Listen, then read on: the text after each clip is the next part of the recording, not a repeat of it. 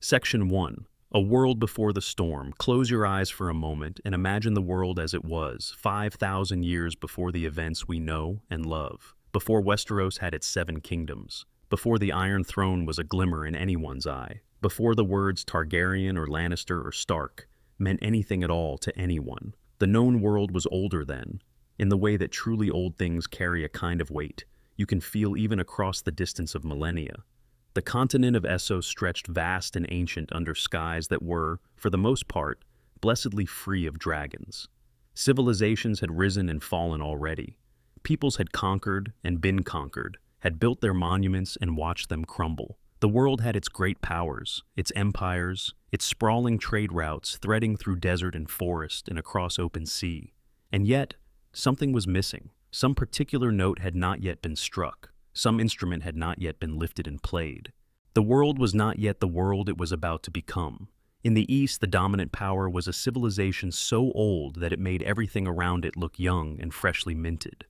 This was the old empire of Gi, a culture built upon 2 pillars that it had mastered with absolute, almost terrifying precision: slavery and military discipline.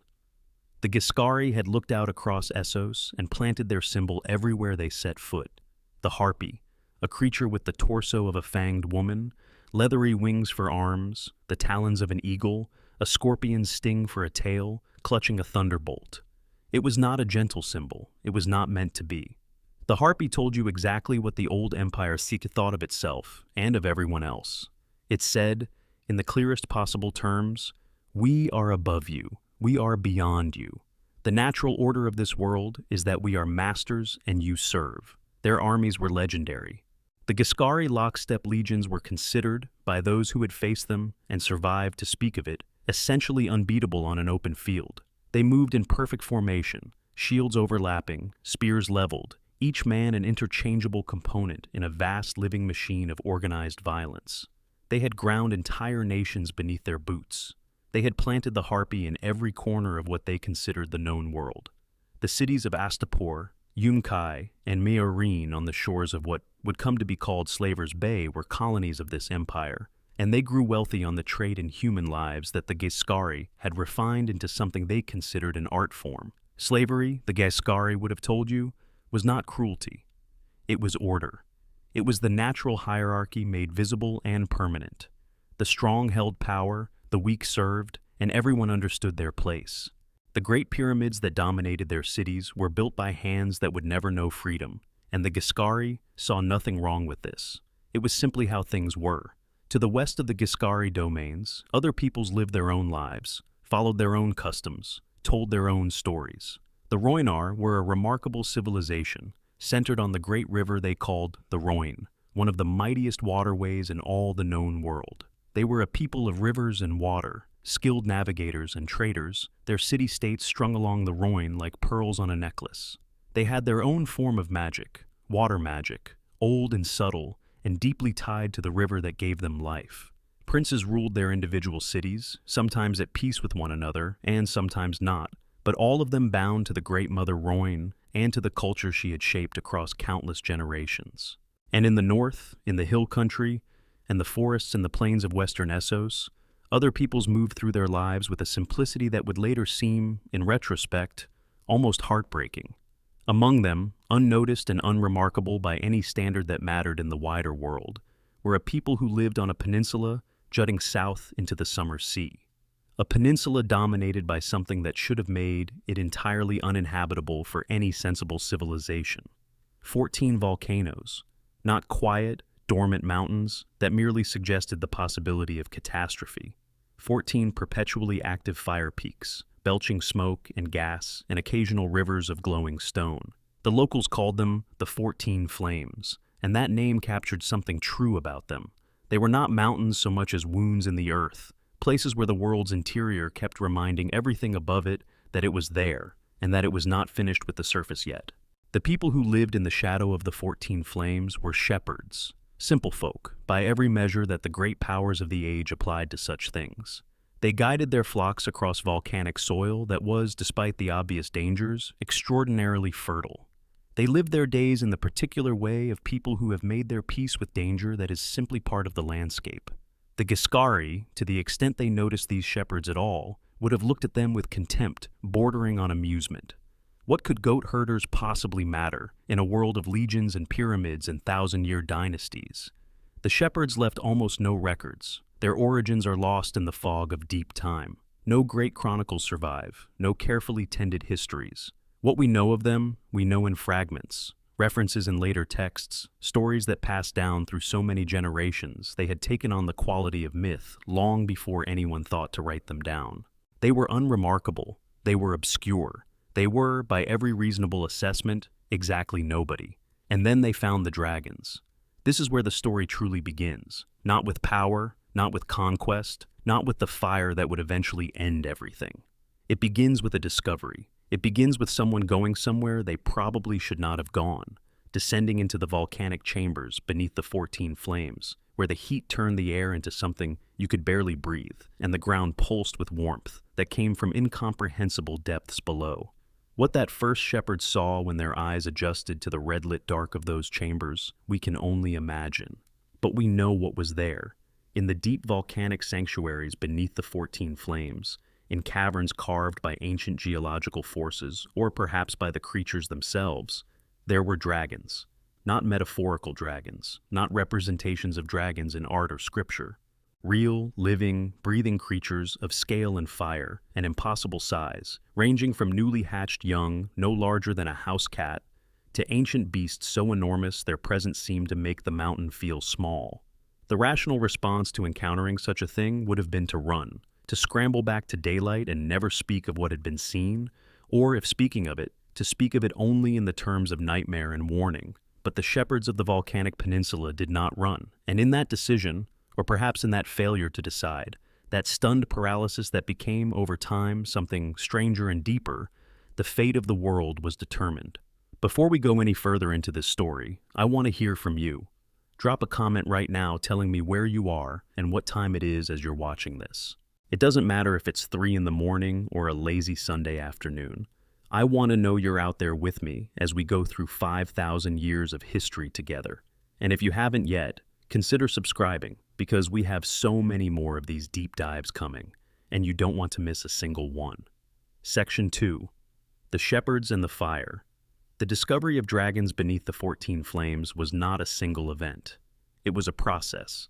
It unfolded slowly, across what must have been years and then generations, as a people with no particular framework for understanding what they had found tried anyway to understand it. Because here is the thing about dragons that every piece of Valyrian lore eventually returns to: they are not simple creatures. They are not horses to be broken through the right application of force and repetition.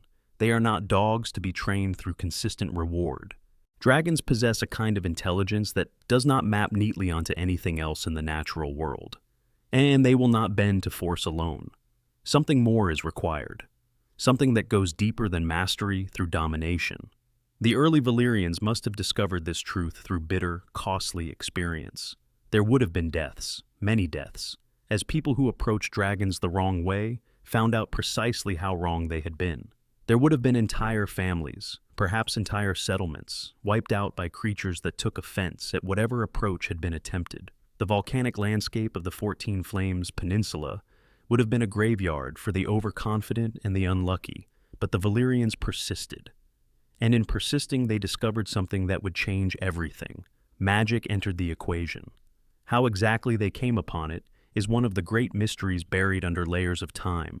Some scholars have speculated that contact with travelers from distant Ashai, that shadowy city at the edge of the known world, where sorcery has ancient roots, brought the first real techniques to the Valyrian Peninsula. Others believe the Valyrians arrived at their magical understanding through pure experimentation, trial, and fatal error over generations, until patterns emerged and could be passed on to children who would refine them further. Whatever the truth of the origin, the effect was undeniable. The Valyrians discovered that dragons responded to blood and fire in ways that went far beyond the physical. There was something in dragon fire that resonated with a deeper reality, some frequency of power that the right rituals could harmonize with. They developed spells, the specific nature of which has been entirely lost to time, swallowed by the catastrophe that would eventually end them, but whose effects were documented enough that we know they were real. Through these means, the Valyrians forged bonds with the dragons. Not the relationship of trainer and trained animal, but something more fundamental, something almost spiritual. A dragon, when the bonding was done right, would choose its rider. The connection that formed between them was not a leash or a contract. It was more like a bridge, built from both ends simultaneously, one that held for the lifetime of both parties involved. Dragon and rider became linked in ways that went beyond language or understanding. A pairing that some later scholars would describe as the closest thing the world had ever produced to a genuine union of two different kinds of consciousness. And something happened to the Valyrians as this process unfolded across generations. Whether it was the long exposure to dragon fire, whether it was the magic they worked and the magic that worked on them, or whether it was some combination of factors they themselves may not have fully understood, the Valyrian people began to change. Their physical appearance shifted in ways that set them apart from every other culture in the known world. Their eyes, which would have been ordinary browns and blacks and greens like any other people, began to change, drifting into the spectrum of purple and violet, colors that seemed to catch and hold the light of the flames they worked among. Their hair lightened, first to pale gold and then to silver and platinum white, so distinctive that even strangers who had never heard of Valyria could recognize a Valyrian by sight. The World of Ice and Fire, that remarkable document compiled by the Meisters of the Citadel, notes that the great beauty of the Valyrians, their silver gold hair, their eyes and shades of purple found nowhere else in humanity, was often held up as proof that the Valyrians were not entirely of the same blood as other people. Whether this is true in any literal sense, whether something genuinely different entered the Valyrian lineage through their proximity to dragons and their mastery of fire magic, remains an open question. But the physical reality was undeniable. You could look at a Valyrian and know what you were looking at. These changes did not happen quickly. They spread across generations, deepening with each cycle of children who were raised around dragons and magic, who grew up breathing the particular air of a volcanic peninsula and learning the rituals that bound humanity to the greatest creatures the world had ever known. By the time the Valyrians began to emerge onto the wider stage of history, the transformation was complete. They were recognizable not just by their power, but by their very faces. There is a broader pattern worth noticing here, one that runs through Valyrian history from the beginning to the very end. These were people defined by their willingness to go somewhere that no reasonable person would go and to stay there. The shepherds who first descended into the volcanic chambers did not have to stay. Nothing forced them to keep coming back, to keep testing the limits of what could be known, to keep reaching for a relationship with something that could have killed them at any moment. They stayed because something in them recognized that what was in those depths was worth the reaching for, worth the dying if it came to that. That quality, the absolute refusal to turn back from what most would consider madness, is the defining characteristic of Valyria from its earliest days to its last. It is the quality that made them great, and it is the quality that made them dangerous, and it is the quality that, in the end, was probably what killed them. But that ending is still a long way off. For now, the shepherds of the volcanic peninsula had become something else entirely. They had become dragon riders. And dragon riders, as the world was about to discover, do not stay in one place. The physical landscape of their home peninsula had not changed. The 14 flames still burned. The volcanic soil still supported their herds and their farming. But the Valyrians themselves had been remade by what they had found in the depths, and the land that had been adequate for shepherds was no longer adequate for what they were becoming. They began to build. The city of Valyria rose from the volcanic rock of the peninsula in a way that no ordinary city had ever risen before. Because the Valyrians had discovered something remarkable in their explorations of fire and magic, the techniques that worked on living creatures, the spells that could create a bond between dragon and rider, could also be applied to the inert matter of the world. Stone was not entirely different from flesh, at least from the perspective of the magic they were learning to wield. It could be shaped. It could be made to hold forms that defied structural logic. It could be persuaded, through the right combination of fire and sorcery, to do things that stone should not be able to do. They called this practice the magic of stone shaping, and it produced results that would astonish visitors from every other civilization for thousands of years. Towers rose without visible support. Bridges spanned distances that would have required dozens of massive pillars under normal engineering constraints. But the Valyrian bridges stood on nothing visible, held by magic and by the certainty of the people who had built them. The city that grew up around the 14 Flames was a testament to what becomes possible when you combine extraordinary ambition with extraordinary ability and an absolute willingness to ignore the conventional limits of what is supposed to be achievable. The shepherds were shepherds no longer. The transformation from ordinary people to dragon lords had taken centuries, perhaps longer. But by the time the Valyrian freehold announced itself to the wider world, the announcement came in the form of creatures whose wingspans blotted out the sun and fire hot enough to melt stone into running glass. The world had not seen anything like it before. The world would never see anything like it again. Section 3. The Dragon Lords and their freehold. Here is one of the most fascinating and quietly contradictory things about the Valyrian freehold. At its foundation, according to its own understanding of itself, it was a democracy. Not a democracy in the way we might understand the word today, certainly, but the structural principle at the heart of the freehold was that all those who held land freely, the lords freeholder as they were called, had a voice in governance. There was no king. There was no emperor whose word was absolute and whose bloodline determined the future of millions. Instead, there was a confederation, a collective, a system in which decisions were made through the participation of the land-owning class rather than decreed from above by a single authority. The Valyrians had no kings, but instead called themselves the freehold because all the citizenry who held land had a voice. That is how the World of Ice and Fire describes it, and it is technically accurate. It is also, in the most fundamental way, almost completely misleading about how power actually worked, because power, in the Valyrian freehold, was dragons, not land, not wealth, though wealth mattered, not lineage, though lineage mattered too. Dragons.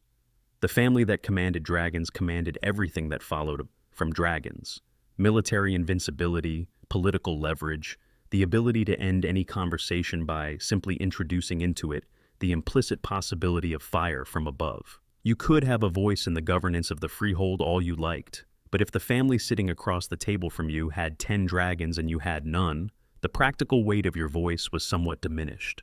The approximately 40 great dragon lord families who had mastered the bonding of riders to dragons formed in practical terms an oligarchy that ran the freehold. These families competed constantly with one another for influence, for resources, for the best dragons and the most powerful magic. They married across houses to combine bloodlines. They feuded across generations. They formed and broke alliances with the casual brutality of people who know that the consequences of getting things wrong are, when you have dragons, survivable in ways they might not be for anyone else. Among these 40 families were names that history has almost entirely forgotten. The catastrophe that ended the freehold was so complete that it took most of its records with it, and we are left with fragments, with references and texts written by people who were working from other fragments. We know that great families rose and fell over the 5,000-year span of Valyrian dominance, that some achieved heights of power that their rivals feared and envied, and that these same heights sometimes preceded catastrophic falls from grace. One family that history has not forgotten, the family that history specifically remembers because it turned out to be the only one that mattered, was the Targaryens. In the councils of the Dragon Lords, in the great political games of the freehold, the Targaryens were middling players. Respectable, yes. Ancient lineage, certainly. They had their own dragons, their own magic, their own properties and businesses and political connections. But they were not at the top of the hierarchy. Their rivals viewed them as adequate but not threatening, as people who understood their place in the order of things and did not push beyond it. The Targaryens, as a family, seem to have cultivated a particular skill that would prove in the long run to be worth more than all the accumulated power of the families above them, the skill of knowing when to leave. But that is a story for later in our night. First, we need to understand what it was that the Targaryens and all the other Dragon Lord families had built. What the Valyrian freehold actually was, at the height of its power, when you strip away the politics and the pageantry and look at the raw reality of what these people had created.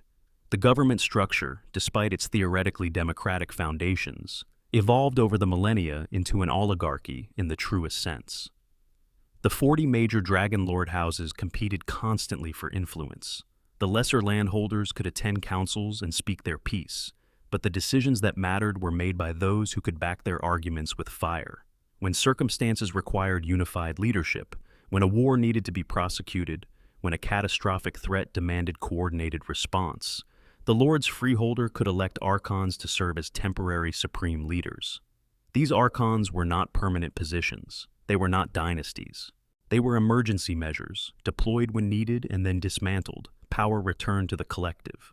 It was, in its way, an extraordinary system. It managed to keep 40 families of extraordinary ambition for simply destroying each other for 5,000 years, while still allowing the freehold to function as a coherent political entity capable of decisive action when the need arose. The fact that it ultimately failed does not diminish how long it worked. 5,000 years is an almost incomprehensible span of time. The old empire of Guise had existed for thousands of years before the Valyrians, and the freehold eclipsed even that. The culture that developed within this framework was complex, contradictory, brilliant, and by modern standards deeply troubling in ways that deserve direct acknowledgement rather than glossing over. The Valyrians valued freedom for themselves, for those they recognized as their own. They built a civilization in which certain people had genuine agency, genuine voice, genuine participation in the decisions that governed their lives. And they constructed this civilization on a foundation of slavery so extensive that it is almost impossible to contemplate fully. They had picked up slavery from the Giscari, those ancient masters of organized human exploitation, and then they had taken it further, not just in scale, though the scale was staggering, in kind. The Valyrians used their slaves in ways that went beyond labor, beyond service, beyond even the casual cruelty of people who have forgotten that what they own is also human. They used their slaves in their magical experiments. They used them in ways that pushed the boundaries of what flesh can be made to do and become. The Valyrian nobility practiced customs that shocked observers from other cultures. Polygamy was common, dragon lords taking multiple wives. More controversially, and this is something the texts are quite direct about, they practiced incest. Brothers married sisters, cousins married cousins. The reasoning they offered for this was pragmatic in a particularly Valyrian way. The blood that allowed dragon bonding, the quality in their lineage that made them dragon riders rather than ordinary people, needed to be kept pure. To marry outside the bloodline was to risk diluting whatever it was that made them what they were. It was a belief that we will see play out centuries later in the practices of the Targaryen family, long after Valyria itself was ash. The arrogance of the Valyrian dragon lords is difficult to overstate. The Maesters of Westeros came to believe that the dragon lords considered themselves above any religious affiliation, including their own native religion. They had their gods, yes, and they named their dragons after those gods. But the gods were, in practice, somewhat theoretical abstractions to people who themselves commanded creatures that could burn down cities. When you can make the sky rain fire, it is probably quite difficult to feel appropriately humble before any particular deity. It was a civilization that produced wonders and atrocities in roughly equal measure, often simultaneously, and using the same tools. And as long as the dragons flew and the magic held, it seemed unstoppable. For 5,000 years, it was unstoppable. But the world does not actually accommodate the unstoppable forever. It just takes the right kind of long time to show you otherwise. Section 4. The dark heart of Valyrian magic. All Valyrian sorcery was rooted in blood or fire. Those words were written by Archmaester Marwyn, a man who devoted his life to understanding things that most of his colleagues preferred to pretend did not exist, centuries after the freehold had ended. He was not speaking metaphorically. He was making a direct, literal claim about the mechanics of the most powerful magical tradition the world had ever known. Blood and fire. Two of the most fundamental and visceral things in existence. Two things that connect directly to life and to the ending of it. That is what Valyrian magic ran on. Fire magic drew from the primal force of flame itself, particularly the unique fires that burned within dragons and within the volcanic depths of the 14 flames. There was something in dragon fire that was qualitatively different from ordinary combustion. Not just hotter, though it was certainly that. Hot enough to melt stone and turn glass into flowing rivers. Hot enough to kill in seconds what normal fire would take long minutes to destroy. Dragonfire had some quality, some property, that resonated with the fabric of magic in the world in ways that ordinary flame could not. The Valyrians learned to channel this, to use it as a power source, to direct it. Blood magic was different, darker, more dangerous, more explicitly tied to the suffering of living things. Blood magic required sacrifice, not metaphorical sacrifice, not the giving up of something you value, actual sacrifice of living creatures, the spilling of actual blood, the ending of actual lives. Small spells might require no more than an animal. Greater workings demanded human sacrifice. The most powerful spells, those capable of altering fundamental reality, of creating lasting changes in the fabric of the world, required massive sacrifices, performed with exacting ritual precision, timed and structured, and fueled by death on a scale that is difficult to contemplate. The blood mages of Valyria, known in the High Valyrian tongue as the mages or the mages of blood, were a class of specialized practitioners who had turned blood magic into something systematic. They were not scattered individualists pursuing occult hobbies. They were a recognized, if feared, professional class within Valyrian society, people who had devoted their lives to the science, and they did approach it as a science, of working power through blood. What could these people do? They could see the future after a fashion, not clearly, not reliably. Prophecy in George R. Martin's world is always fractured and partial and susceptible to misinterpretation, but they could receive genuine visions of what was to come, could sometimes identify specific threats in time to respond to them. They could curse enemies across vast distances, sending misfortune and disease and madness into lives they had never touched physically. They could create objects imbued with magical power that would outlast the lives of their creators by centuries. They could communicate across the glass candles, objects made of obsidian that burned with an unnatural light and allowed their users to see across mountains and oceans, to enter the dreams of people hundreds of miles away, to speak mind to mind with others who held similar candles, and they could manipulate flesh. This is where the story of Valyrian blood magic becomes most disturbing, most stomach-churning, and most important to understanding what the Freehold actually was at its deepest level. Because the blood mages did not limit their experiments to willing participants, or even to unwilling adult humans. They worked on anyone they could get access to. And in a slave society, access was essentially unlimited. In the flesh pits of Gogossos, a Valyrian colony on the Isle of Tears, deep in the southern summer sea, blood mages engaged in experiments that the limited records that survive describe with unconcealed horror. They forced slave women to mate with animals, using their magic to ensure that pregnancies resulted from unions that should have been biologically impossible. The offspring of these unions were called chimeras, and they were exactly what the name suggests: twisted things that combined human and animal features in ways that nature would never have produced on its own. What were chimeras for? The texts are not entirely clear, which is itself somewhat telling. It suggests that even the people recording these events found it difficult to look at the purpose directly. Some chimeras were kept as curiosities, living demonstrations of what Valyrian magic could achieve. Others were bred for specific tasks, combining human intelligence with particular animal characteristics to produce something useful. Still others were subjects for further experimentation, raw material for mages pushing ever deeper into the question of how far flesh could be forced to go. Beyond the chimeras, Septon Barth, one of the most learned scholars ever to study Valyrian history, speculated in his work, Dragons, Worms, and Wyverns, their unnatural history, that the blood mages may have used their arts to create the dragons themselves, not discovered them, as the popular account suggests, but actually manufactured them over generations of magical selective breeding, starting perhaps with the large, venomous reptiles known as wyverns, and working their way up through magical manipulation to creatures capable of true dragon fire. This theory remains deeply controversial. Many scholars believe dragons are natural creatures that existed long before the Valyrians found them, but the possibility that the greatest weapon in the history of the known world might itself be a product of blood magic experiments cannot be entirely dismissed. The creation of Valyrian steel was another application of this dark tradition, though in a somewhat less obviously horrifying form. The process involved genuine metallurgical skill. The steel was folded thousands upon thousands of times, a technique that removed impurities and created the distinctive rippling patterns visible in finished blades. But folding alone could not produce the supernatural properties that made Valyrian steel what it was. Blades lighter than regular steel yet stronger, edges that never dulled, a particular dark coloration, often appearing almost black in certain light, with those flowing patterns like frozen water. These qualities did not come from craft alone.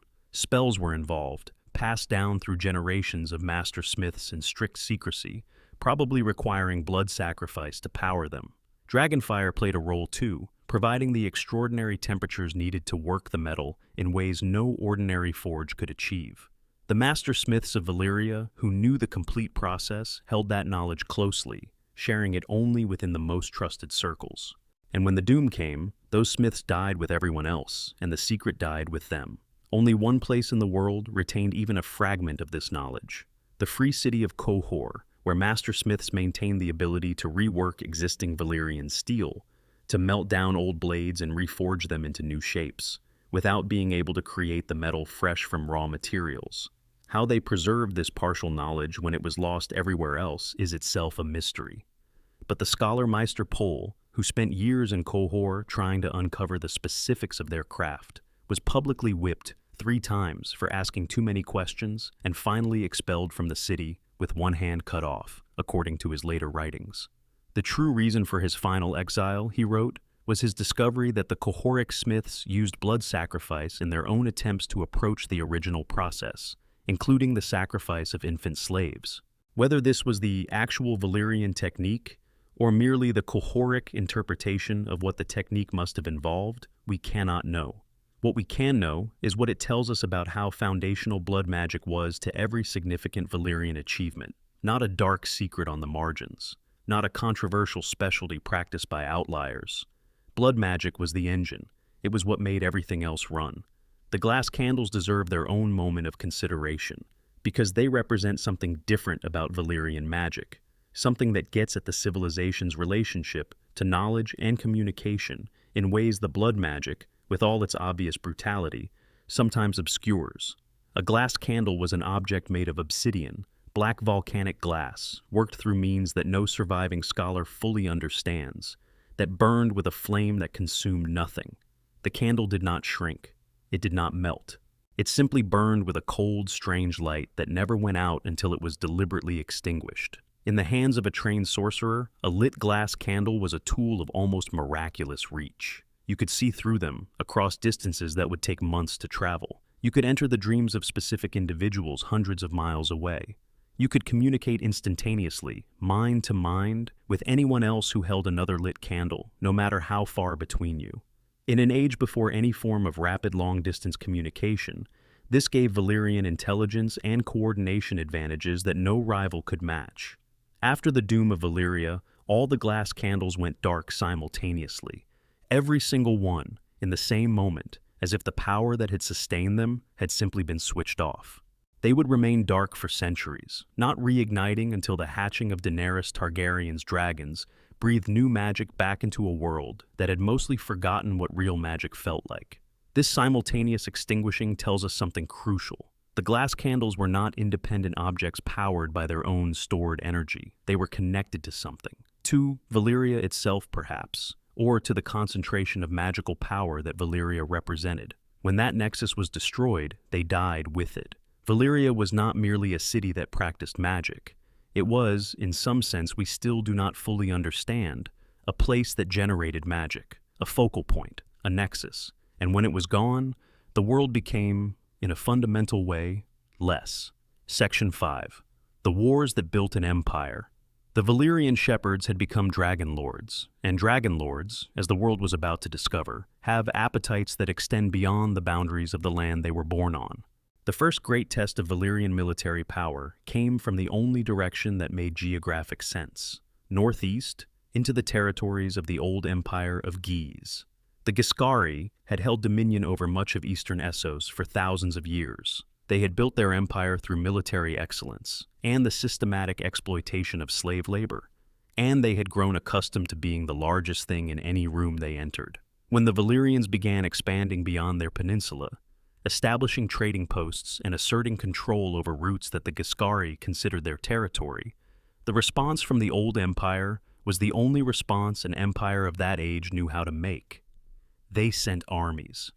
5 times they sent armies. 5 separate wars, each more desperate than the last, each ending with the Giscari learning the same lesson they had apparently learned insufficiently in the previous engagement. In those days, Old Guise fielded what were considered, by general consensus, the finest infantry formations in the world. The lockstep legions moved with a discipline and coordinated precision that had ground through every obstacle the old world had placed before them. They had beaten armies larger than themselves. They had sacked cities defended by warriors far braver than the Valyrians, who were, in the eyes of the Giscari, simply herders with pretensions. The lockstep legions had never faced dragons. Imagine the first engagement from the Giscari side of the field. Their formations are perfect, their shields are up, their spears are leveled, their officers are confident. They have done this before. They know how this goes.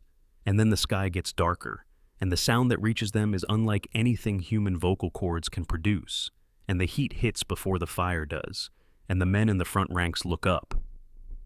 The discipline of the lockstep legions broke. Of course it broke. Men are not made to stand firm when the air around them is turning to fire, and their fellow soldiers are becoming human torches in the time it takes to draw a breath.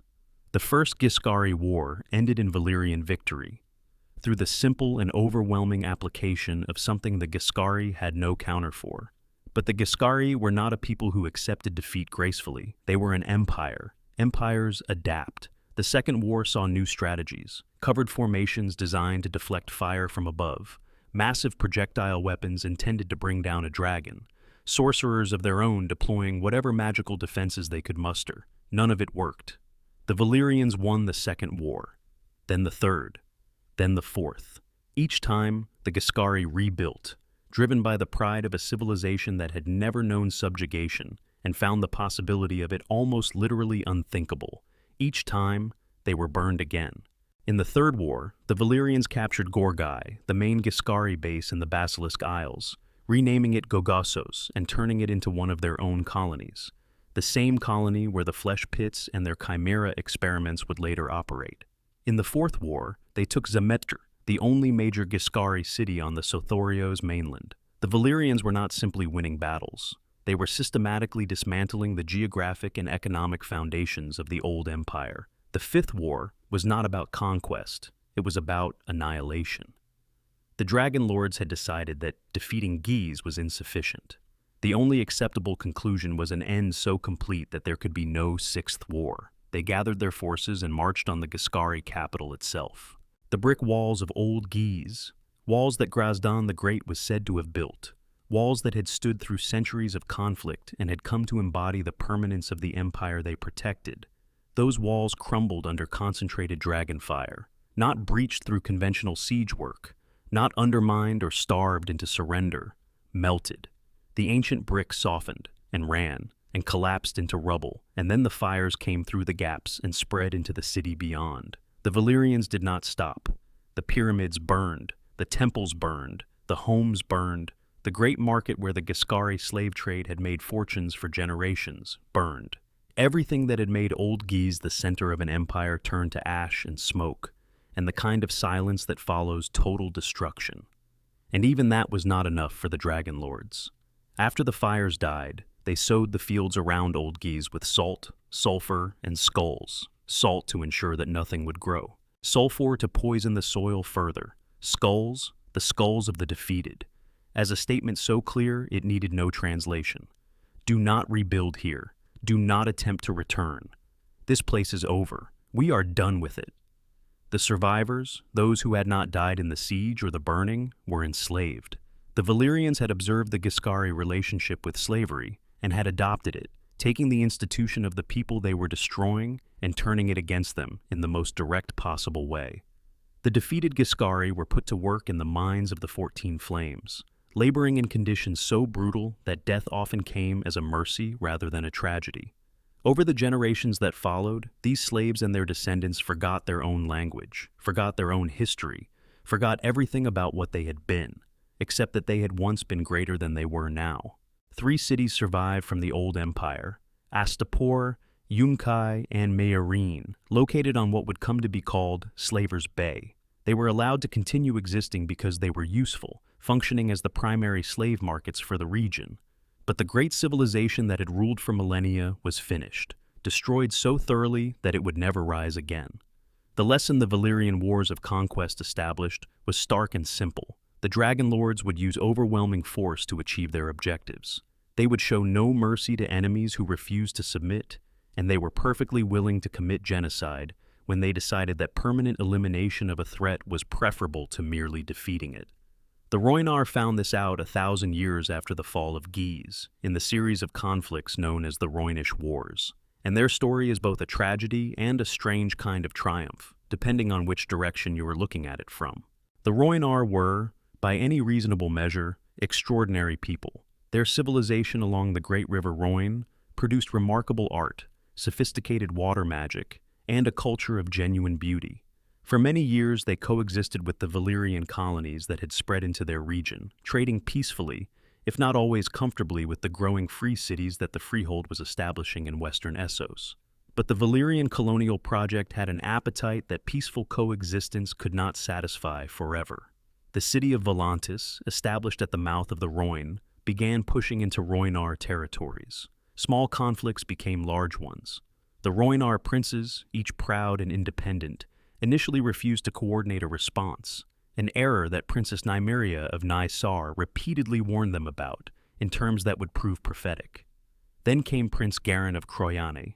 Garin was precisely the kind of leader that desperate circumstances sometimes produce, charismatic enough to unite people who had spent generations not being united, ambitious enough to attempt what wiser heads advised against, and brilliant enough to come terrifyingly close to succeeding at something that should have been impossible.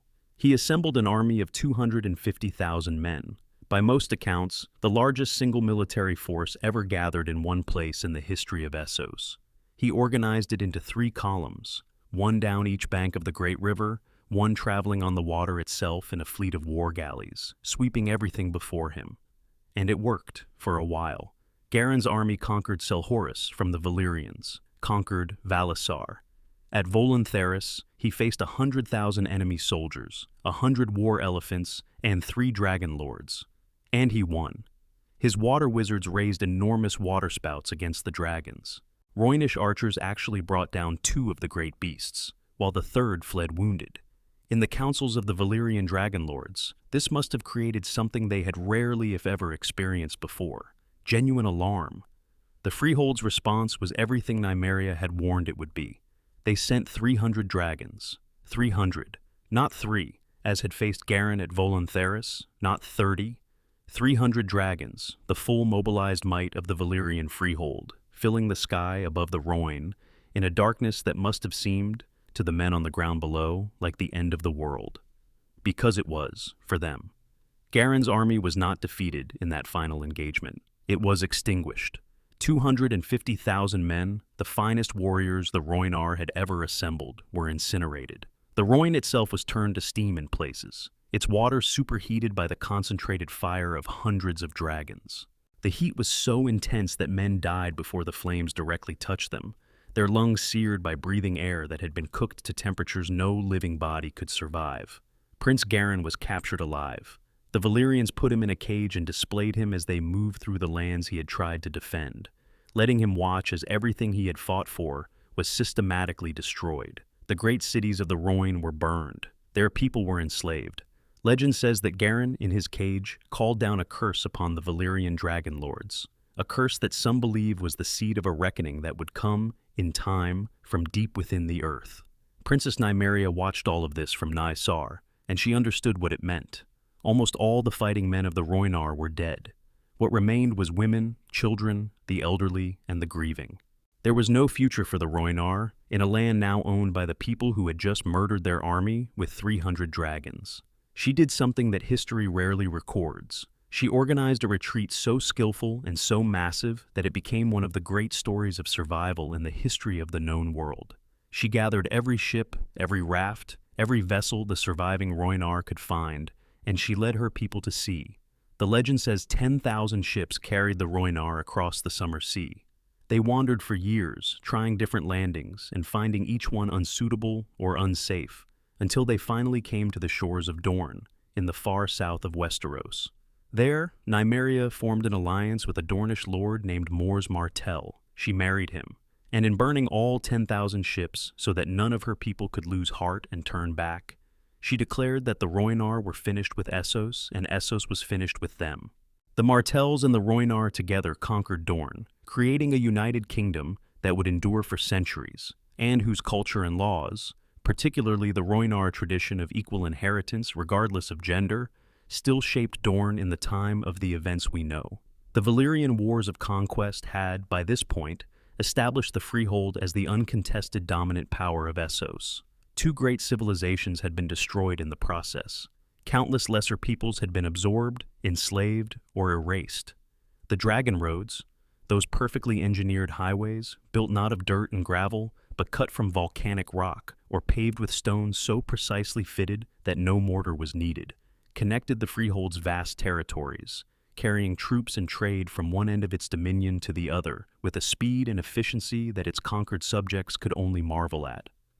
There would be no Sixth Giscari War. There would be no Second Great Rhoynish Resistance. The world had learned, through fire, what it was dealing with. Section 6, the height of the Freehold. At its zenith, the Valyrian Freehold was something that has no real parallel in any history we know. Not ancient Rome, though the comparison is frequently made. Not any of the great empires of our own world. Because the Freehold had something none of those empires had, and that something, hundreds of dragons, plus the magical infrastructure to maintain and deploy them, created a kind of dominance that was qualitatively different from anything that could be achieved through military excellence and administrative skill alone. The territory the Freehold controlled stretched across most of western Essos. From the great city of Valyria itself on its volcanic peninsula, the domain extended north to the borders of the forest of Qohor, west to the shores of the narrow sea beyond Pentos, south into the islands of the Summer Sea, and maintained colonies and influence throughout the Basilisk Isles and the northern coast of Sothorios. It was not simply a large empire by the standards of its world. It was the world for all practical purposes.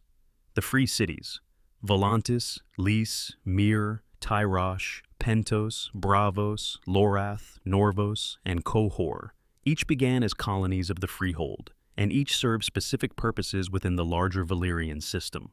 Volantis, oldest and greatest of them, sat at the mouth of the Rhoyne and served as the primary gateway to the western territories. Lys, in its warm island setting, was renowned for its beauty and its luxury goods, its skilled artisans, and its pleasure houses.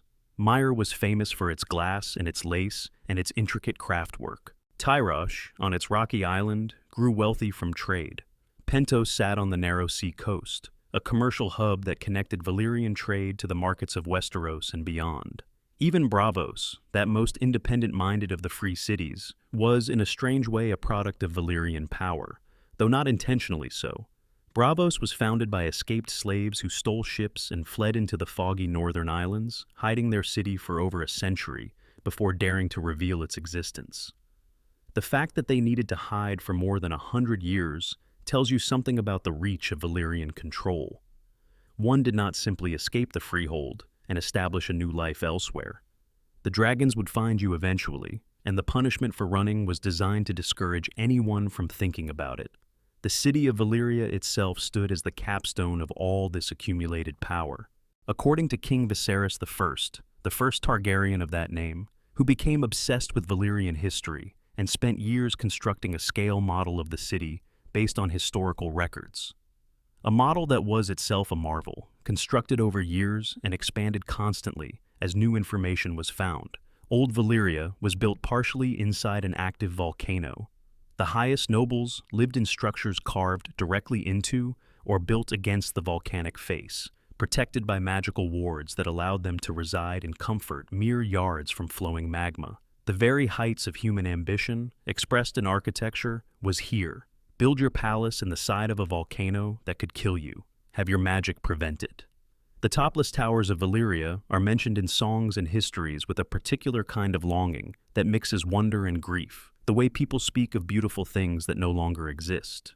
These towers rose to heights that defied structural possibility, their peaks lost in the perpetual smoke and ash that drifted down from the 14 flames. They required no visible supports, standing through some combination of engineering genius and magical reinforcement that the Valyrians took for granted in the way that people always take for granted the extraordinary things their civilization has normalized. Great stone sphinxes, Not the lion-bodied creatures of Giscari mythology, but dragon-bodied beings with human faces, lined the boulevards of the city. Their eyes were set with garnets that caught and held the light from the many fires that burned throughout Valyria at all hours, giving them an unsettling appearance of watchfulness. Dragon roads radiated outward from the city like spokes from a hub, carrying commerce and soldiers and information to every corner of the freehold's domains. The markets of Valyria were staggering in their variety and volume. Silks from the east competed for shelf space with timber from the forests of Qohor. Slaves from Slaver's Bay stood in pens alongside captured animals from Sothorios. Spices, gems, rare metals, exotic foods, curiosities from the far corners of the known world.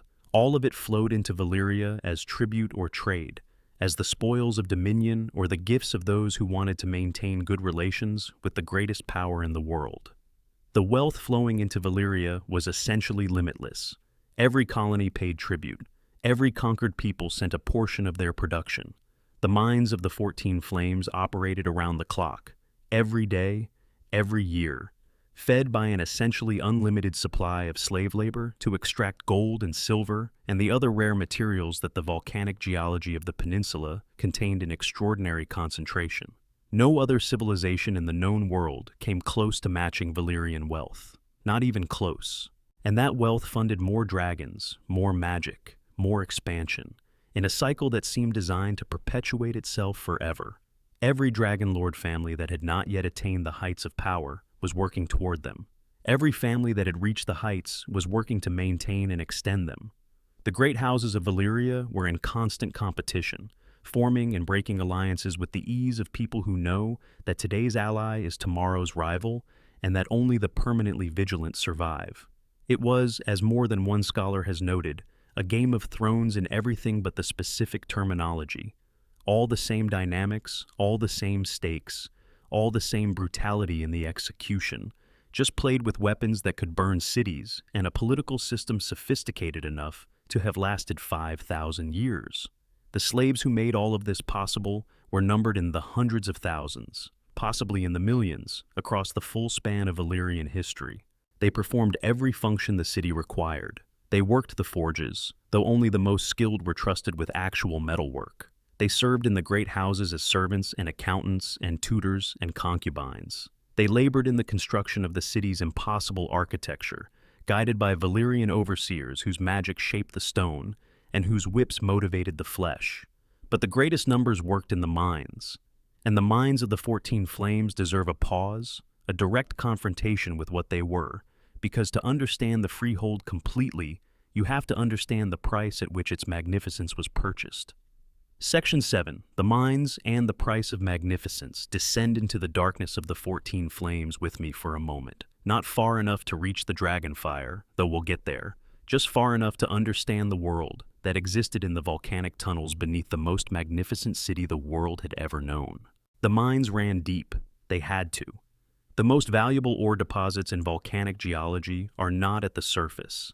They are in the deep places, where geological forces have concentrated metals over millions of years in formations that can only be reached by digging, by following veins of precious material through solid rock, by going further and further into the earth, until the heat alone becomes lethal to anyone without protection. The Valyrians had discovered that their magic could protect slave workers from the worst of this heat, could allow them to function in chambers where an unprotected person would die within minutes. This magical protection was, in a grim way, part of what made the operation possible. Without it, no human being could have worked at the depths required to access the most valuable deposits. With it, slaves could be sent down into chambers where the rock itself was warm to the touch, where the air smelled of sulfur and tasted of metal, where the darkness was broken only by the red glow of magma visible through cracks in the rock walls. The conditions were not merely difficult. The word difficult does not adequately cover what the slaves of the 14 Flames experienced. The tunnels were narrow and unstable, prone to collapse without warning. Toxic gases seeped through cracks and gathered in pockets where miners could be overcome and die before they understood what was happening. The air was often barely breathable, not immediately fatal, but slowly poisonous in the way that some environments are, the kind of poison that takes months or years to kill, but is killing you with every breath regardless. And then there were the fireworms. The fireworms were creatures related to dragons, serpentine, limbless, lacking wings, but possessed of the same fire-breathing capability and the same intense internal heat that made their draconic cousins so formidable. They lived in the deepest, hottest chambers of the volcanoes, and they could grow to immense size, their bodies generating heat so intense that they could tunnel through solid rock by melting it, leaving behind passages of hardened volcanic glass in their wake. A fireworm encounter in the mines was for the slaves who experienced it, essentially a death sentence. The creature could burst through a tunnel wall without any warning, incinerating everyone in the passage before they had time to process what was happening. Burnt and blackened corpses were regularly discovered in shafts where the rock showed signs of melting, the telltale signature of a fireworm passing through. The Valyrian overseers apparently made little effort to hunt or eliminate fireworms, for reasons that probably tell you everything you need to know about what a slave's life was worth in the freehold's accounting. Slave revolts in the mines were common. This detail, in context, is remarkable. Revolting in a Valyrian mine was effectively suicidal. The slaves had no weapons beyond their tools, no dragons, no magic, and nowhere to go even if they somehow managed to overwhelm the guards. The surface was the world of the dragon lords, but people will reach a breaking point where even hopeless rebellion seems preferable to what continues if they don't act. That breaking point was reached repeatedly, down in the depths of the 14 Flames. The Valyrians had resources sufficient to suppress these revolts decisively. Dragon lords could be sent in when necessary, incinerating rebellious sections of the mines. Blood mages could use their sorcery to break wills and create examples from the ringleaders so spectacular and so terrifying that they would discourage future uprisings for years. Over the 5,000 years of the freehold's operation of these mines, the cumulative death toll almost certainly reached into the millions. Each generation of slaves fed into the machine, producing the wealth that elevated Valyria above all other nations, perishing in the darkness and the heat and the sulfur fumes, their bones remaining in the depths where no one would ever find them, and no one was keeping track anyway. The need for constant replacement of this labor force drove much of Valyrian foreign policy. Wars were good, partly because they were an opportunity to demonstrate military superiority and expand territories, but also because they produced fresh captives for the mines. The defeat of Gaiz supplied tens or hundreds of thousands of slaves. The Rhoynar Wars added more. Smaller conquests and raids throughout the freehold's domains ensured a steady supply, and this is where the darkness at the heart of the freehold intersects with the geological reality that would, eventually, end it. The mines were not simply a humanitarian catastrophe. They were also a physical one in the making, digging deeper and deeper into volcanic mountains that were already geologically unstable, removing millions of tons of rock from their interiors, creating vast networks of tunnels and chambers that altered the distribution of stress and pressure throughout the mountain structures. All of this was destabilizing the very geological system on which the city of Valyria depended for its survival. The Valyrians knew they were living at the base of 14 active volcanoes. They had spells, or so Septon Barth speculated, and his speculation carries weight given the depth of his research, that kept the volcanoes from erupting catastrophically, that maintained some kind of controlled relationship between the freehold and the geological forces it sat on top of. These spells, if they existed, would have required constant maintenance. They would have been woven into the fabric of Valyrian magical infrastructure, sustained by blood sacrifice and by the ongoing work of blood mages who devoted their lives to this function. And then, perhaps without anyone fully realizing it, those spells began to fail. Section 8. The Dreamer and the Exodus in the year that careful historians later calculated as 114 years before Aegon's conquest, which is to say 12 years before the end, something happened in the House of Targaryen that would determine whether any Dragon Lord blood survived into the future. Daenerys Targaryen was the maiden daughter of Lord Enar, and she dreamed. These were not ordinary dreams. They were not the random firings of a sleeping mind sorting through the residue of the day. They were visions, clear, specific, terrifying, that came night after night with increasing force and detail. She saw the 14 flames erupting, not one, not gradually, but all of them, simultaneously, in a coordinated catastrophe that tore the Valyrian peninsula apart. She saw the topless towers falling. She saw dragons dying. She saw the greatest civilization in the world turn to ash and smoke in a single day of fire, beyond anything human language had words for. She woke screaming from these dreams, and when they continued and intensified, she went to her father. The gift of prophetic dreaming ran in the Targaryen blood, though it was not universal. It appeared in specific individuals and specific generations, and when it appeared it could not be mistaken for anything else. Daenerys had it strongly, perhaps more strongly than any Targaryen before her.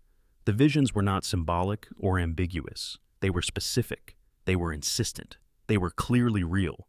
The reaction of other Dragon Lord families when word of Daenerys' visions spread through the gossip-rich circles of Valyrian high society was predictable. They laughed. They made jokes about prophetic dreams and maiden daughters. Some, apparently, saw an opportunity, whispering to one another that if the Targaryens were so convinced that Valyria was doomed, perhaps they might want to sell their properties at a discount. The idea that the greatest civilization in the world could simply end, could be wiped out in a single day by geological forces, was not one that seriously wealthy and powerful people were prepared to entertain. Aenar Targaryen made a different choice. Whether he truly believed his daughter's visions, whether he simply decided that the cost of ignoring them was too high even if they proved false, or whether he had his own reasons for wanting to leave the increasingly treacherous political landscape of the Freehold, we cannot know.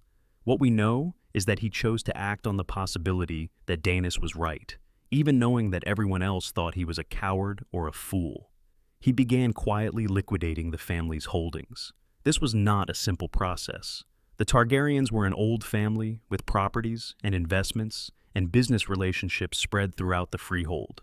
Selling everything without causing panic, without making it obvious what he was doing, required considerable discretion and considerable time. He had to find buyers who would not ask too many questions, transfer deeds, collect outstanding debts, untangle decades of accumulated financial relationships, all while maintaining the appearance that this was ordinary business rather than what it actually was, a decision to never come back.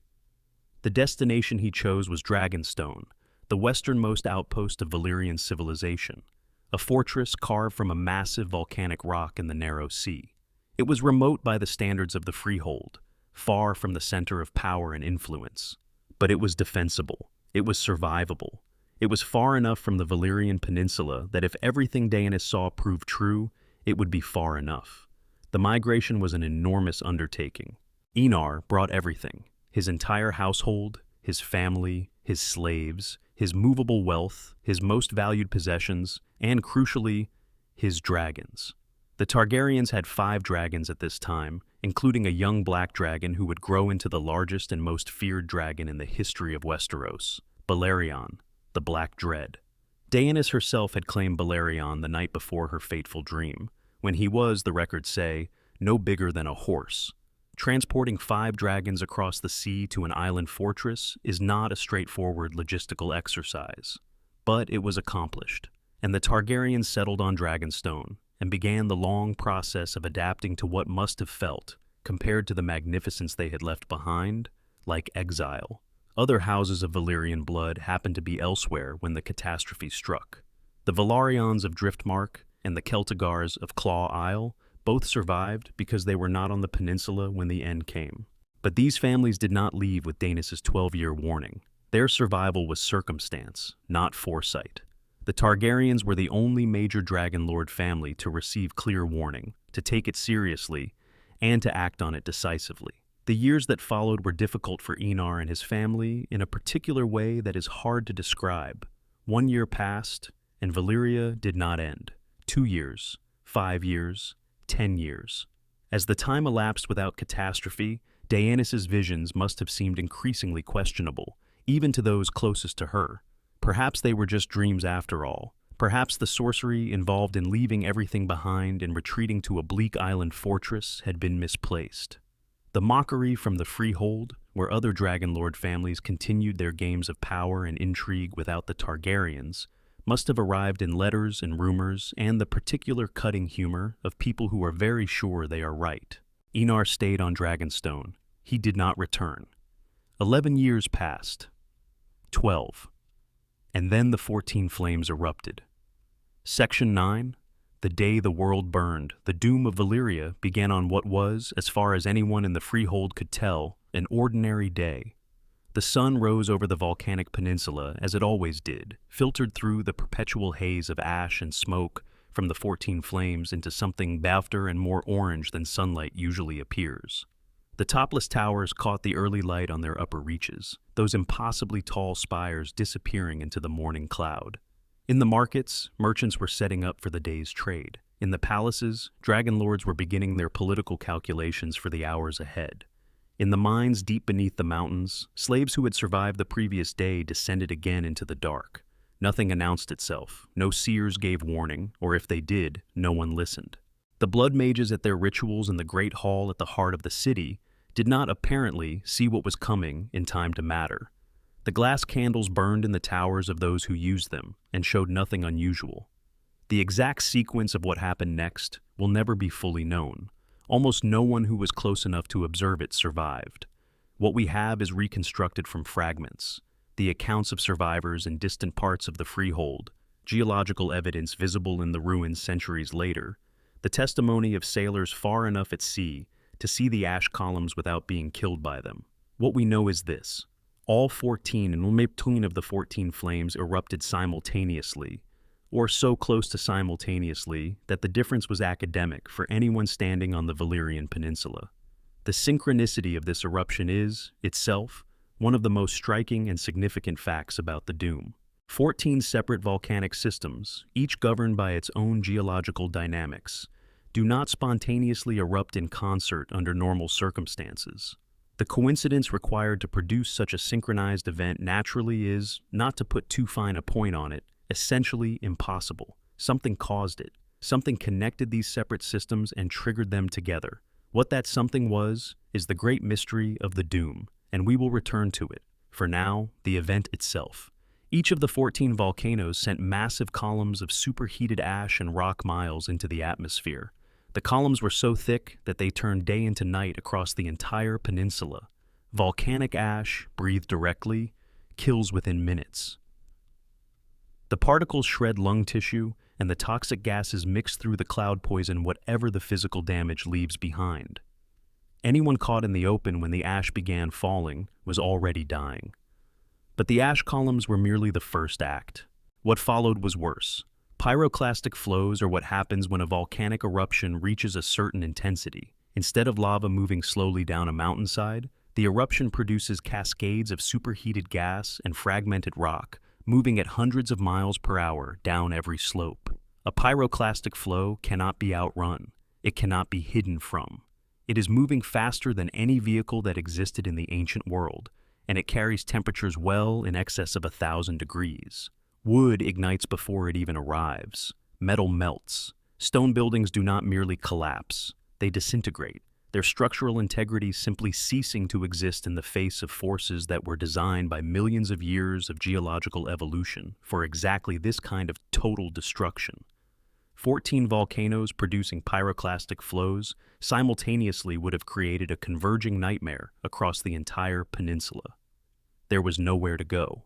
The flows came from every direction at once, funneling down the mountain slopes, through the valleys, into the cities, into the mines where slaves were still laboring because nobody had told them to stop, into the palaces where nobles were still conducting their morning political business.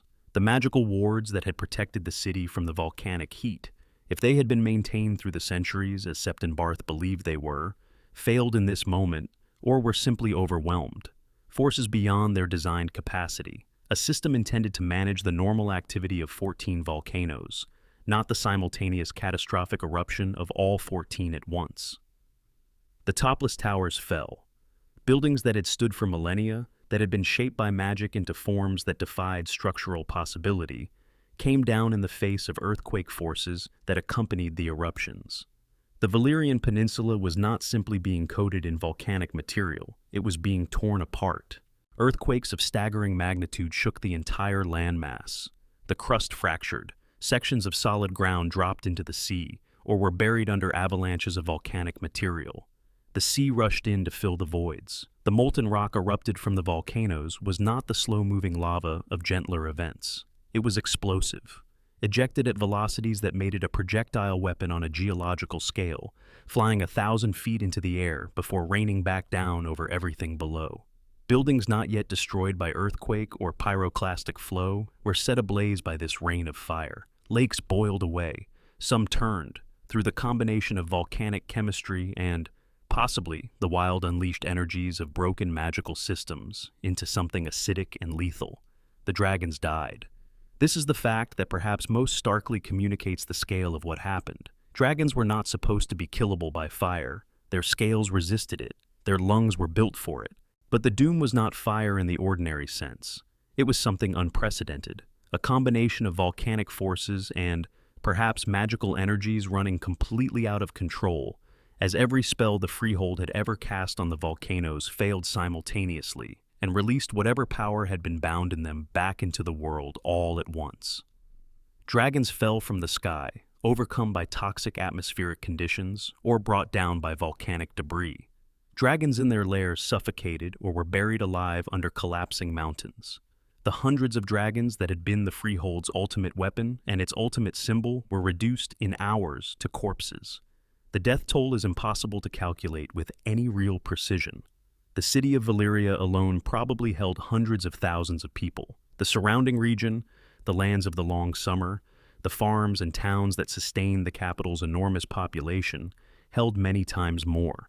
When the doom struck, everyone in the immediate area died. Those somewhat farther out faced death from ashfall, from the poisoning of water sources, from the collapse of all the infrastructure that might have helped them survive. The tsunamis reached even further. When massive amounts of land suddenly drop or are destroyed, the displacement of water creates waves of enormous size and speed. The Isle of Cedars, east of the peninsula, was devastated. The cities of Velos and Gozai were swept away so completely that they were never rebuilt. The isle has remained uninhabited since, a haunted place.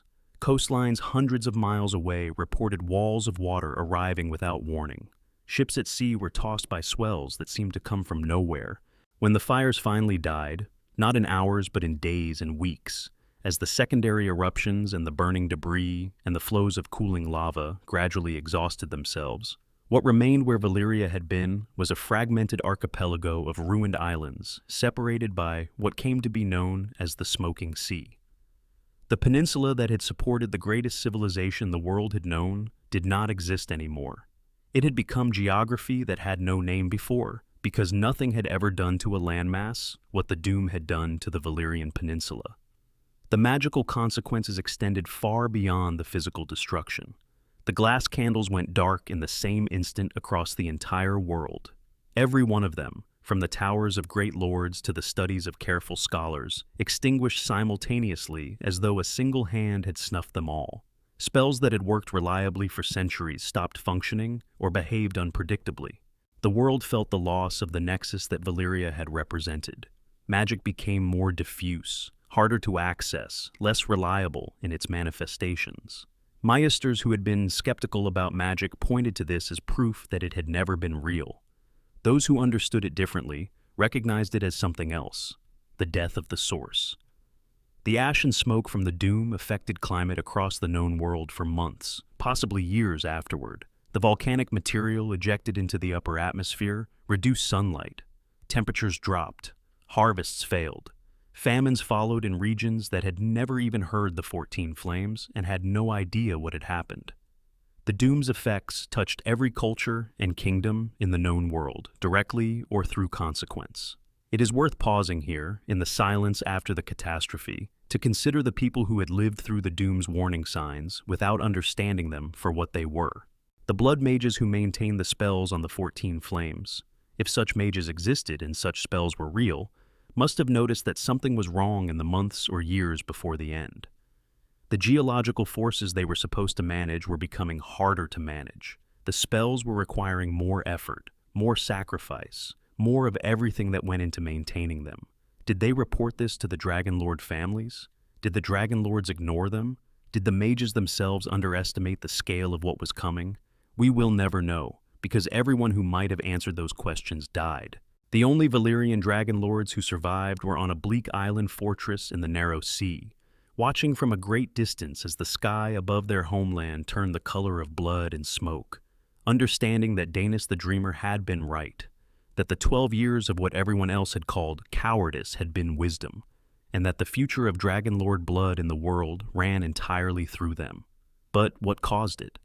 This question has haunted scholars for 4 centuries, and it will probably never be fully answered. But the theories deserve examination because each one tells us something important about how people understood Valyria and what they believed it to be. The simplest explanation is natural catastrophe. The simultaneous eruption of the 14 flames is pure geological coincidence. This is the explanation that requires the least additional machinery, but it runs into the statistical impossibility of 14 separate volcanic systems choosing the same moment to achieve their catastrophic peak. The probability is so low as to be effectively zero under normal circumstances.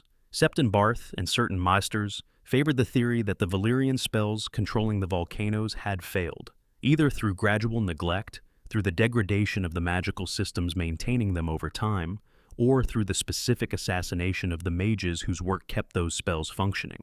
This theory is supported by the World of Ice and Fire's mention that some blame the doom on infighting between Dragonlord families, with assassinations of fire mages as the mechanism.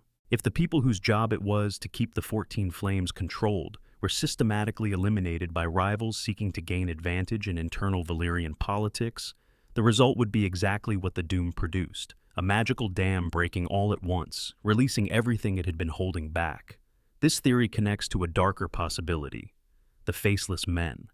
The origins of that extraordinary order of assassins trace back to the slave minds of the 14 Flames, to a man who heard slaves of 100 different origins praying to 100 different gods, and concluded that they were all praying to the same god with many faces, the god of death.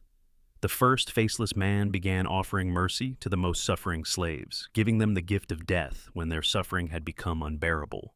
Over time, this evolved into an organization with particular expertise in assassination, operating in the service of what they understood as the natural order of things, the truth that all men must die. Some scholars believe the Faceless Men brought the doom intentionally, that their assassinations of the fire mages who maintained the spells on the 14 Flames was not incidental but deliberate, a calculated act by people who had watched millions of their kind die in the volcanic heat, and decided, with a cold patience that only those fully committed to the idea of death as a mercy could sustain, that the entire freehold needed to receive the gift. Whether this is true or not, whether the doom was natural catastrophe, magical failure, internal political sabotage, the work of enslaved people finally turning their suffering into a weapon against those who inflicted it, or some combination of all of these, the result was the same. In a single day, the greatest civilization the world had known was erased. Section 10. The century of blood in the immediate aftermath of the doom, as the ash settled over what had been the most powerful city in the world, the rest of Essos found itself in a situation it had not experienced in 5,000 years, the absence of Valyrian authority. The shock of this absence was not immediately felt as freedom. For most of the freehold's former subjects, the first sensation was something closer to vertigo, the sudden disappearance of the dominant power organizing their world, leaving a void so large and so sudden that nothing was immediately available to fill it. The systems of tribute and trade and political relationship that the freehold had maintained now had no center. The roads still existed, the cities still stood. But the force that had connected them, the power that had made them components of a coherent larger whole, was gone. What followed was a century of warfare so constant and so chaotic that history simply calls it the century of blood, and occasionally, with a slight variation in language but identical meaning, the bleeding years. The immediate problem was a power vacuum of unprecedented scale. 8 of the 9 former Valyrian colonies in the west declared themselves independent city-states virtually immediately. Pentos, Myr, Lys, Norvos, Qohor, Tyrosh, and Lorath all announced that they were the free cities, answerable to no authority but their own. Bravos, which had been hiding its existence for over a century in the foggy northern islands, finally revealed itself openly, no longer needing to fear discovery and Valyrian punishment.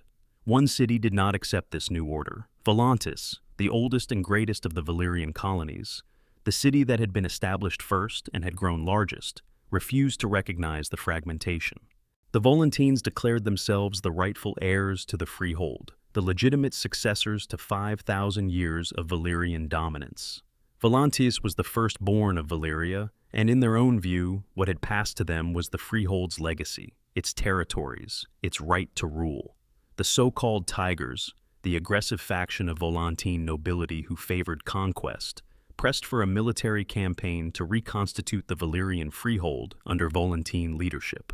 For a while, they came close to succeeding. Volantis was the largest surviving Valyrian city, enormously wealthy, possessed of military infrastructure and institutional memory of Valyrian tactics. Their armies marched north and west and seized Myr. A fleet sailed south to secure Lys. Both cities were held as Volantine colonies for 2 generations, real control enforced by real garrisons. There was one thing Volantis did not have: dragons. The only dragons known to have survived the doom were the 3 young Targaryen dragons on Dragonstone, and the Targaryens, watching the chaos from their island, rebuffed every Volantine overture for alliance. They had not survived the end of everything they knew in order to be used as a military asset in someone else's imperial ambitions. Without dragon power, Volantis was fighting a conventional war with conventional limitations against enemies who were motivated by the prospect of subjugation. Every city Volantis tried to conquer became a garrison obligation. Every ally they tried to recruit against the remaining free cities found reasons to decline or to actively work against them. Braavos, that young and fiercely independent city of former slaves, sent fleets and armies to aid the cities Volantis threatened. Pentos responded to calls for help. Even King Argilac Durrandon of the Storm Kingdom in Westeros sent forces to oppose the Volantine expansion. And then the young Aegon Targaryen, Lord of Dragonstone, flew Balerion into the conflict on the side of Volantis' enemies, burning the Volantine fleet with dragon fire and turning the tide of the entire campaign in a single engagement. The Volantine hegemony was broken. Their armies and fleets suffered catastrophic losses. The faction of the Tigers fell from power, replaced by the Elephants, the opposing political party who favored trade over conquest, who believed that Volantis was better served by being the wealthiest free city rather than the center of a new empire that everyone else was determined to prevent. Volantis accepted its position as first among equals, rather than ruler of all, and the Century of Blood began its long exhale. Meanwhile, in the east, the Dothraki had emerged from the Great Plains as a force that no one had sufficiently prepared for. The Valyrian freehold, through the sheer weight of its power and presence, had kept the horse lords of the Dothraki Sea in check, not by fighting them specifically, but simply by being so overwhelming a force that expansion westward was not worth the inevitable response. With the freehold gone, that deterrent disappeared overnight. The Dothraki Khalasars, vast hordes of tens of thousands of horse riders under the command of warrior chiefs called Khals, began raiding westward in massive migrations that devastated everything they touched. The Sarnori, a civilization of chariot-riding peoples whose cities lay east of the free cities, were particular victims of this expansion. City after city fell to the horse lords. By the end of the Century of Blood, what had been a significant civilization with multiple urban centers had been reduced to ruins and scattered survivors. The Sarnori were effectively extinct as a civilization, their cities abandoned, their culture destroyed. They had survived the Valyrian period only to be consumed by the chaos that followed it. Piracy flourished everywhere. With no overarching naval power policing the seas, pirates established themselves throughout the islands and coastlines, making trade dangerous and merchant shipping without armed escort essentially suicidal. The slave trade, far from diminishing in the chaos, actually increased. Constant warfare produced captives, and captives could be sold, and the buying and selling of captives was one of the few enterprises that remained reliably profitable, regardless of which city was currently winning which war. The century of chaos eventually ended, not through any decisive victory or sweeping peace agreement, but through the gradual exhaustion that comes when people have been fighting long enough that the benefits of stopping finally outweigh the benefits of continuing. The free cities settled into a rough equilibrium, acknowledging each other's existence if not always their independence, establishing trade relationships and the beginnings of the diplomatic framework that would define Essos politics in the centuries to come. But the world that emerged from the Century of Blood was fundamentally different from the world that had preceded the Doom. It was smaller. It was less connected. It was less certain of anything. The systems of magic that had functioned reliably for millennia were degraded or broken entirely. The great body of knowledge accumulated by Valyrian scholars and mages over 5,000 years was almost entirely lost, burned, or buried, or simply without any surviving practitioners who understood it. Magic was becoming something that happened in stories about the past, rather than a living part of the world. The giants had fallen, and what remained were merely people trying to build something decent on the ruins. Section 11. The legacy that refused to die. 4 centuries have passed since the doom. 400 years during which the ruins of Valyria have sat in their smoking sea, wreathed in perpetual mist and volcanic fume, killing everyone who attempts to approach them closely enough to matter. The smoking sea is not a natural body of water in any ordinary sense. It is perpetually heated from below by volcanic activity that has never fully ceased. The 14 flames continue to burn in their diminished post-doom form, still active, still dangerous, still producing the gases and the heat that make the waters around the ruins toxic. The mist that covers the sea is not ordinary sea fog, but a chemical vapor, a mixture of volcanic outgassing and the complex atmospheric conditions created by heat rising from the superheated water below. Sailors who have sailed into the smoking sea and returned, and there are not many because not many return, describe an experience that sounds less like sailing and more like descending into the underworld. The ruins themselves, visible through the mist to those who have gotten close enough, are simultaneously desolate and somehow still magnificent. Buildings that should have been completely destroyed by the combination of volcanic eruption, earthquake, pyroclastic flow, and 4 centuries of subsequent decay still stand in places, preserved perhaps by the same magic that created them, spells so deeply embedded in the stone that even the doom could not entirely undo them. Stone sphinxes with their dragon bodies and human faces still sit on boulevards that have been uninhabited for 400 years. Towers, or the lower portions of towers, still rise from the rubble. The city persists in fragments, haunted, inaccessible, and deeply, fundamentally dangerous. Stone men wander there. These are people afflicted with advanced grayscale, a disease that hardens the skin to a stone-like consistency and, in its final stages, destroys the mind. Sent to the ruins of Valyria by cities throughout Essos that practice this particular form of exile. In the ruins, former people in the last stages of a terrible disease wander among the fragments of a civilization that ended 4 centuries ago, mad and violent, and strangely appropriate to the landscape. When Jorah Mormont and Tyrion Lannister sailed through the smoking sea in the show and encountered these creatures rising from the water, it was one of the most visually striking moments in a series that had many of them. And it was striking because the setting was exactly right for it. Of course, stone men haunt Valyria. Of course, the ruins are inhabited by people who are neither fully human nor fully not. What else would you expect from a place that spent 5,000 years doing things that should not have been done? The most terrifying documented account of what lurks in the ruins involves Princess Arya Targaryen, who in the year 56 after Aegon's conquest disappeared for more than a year.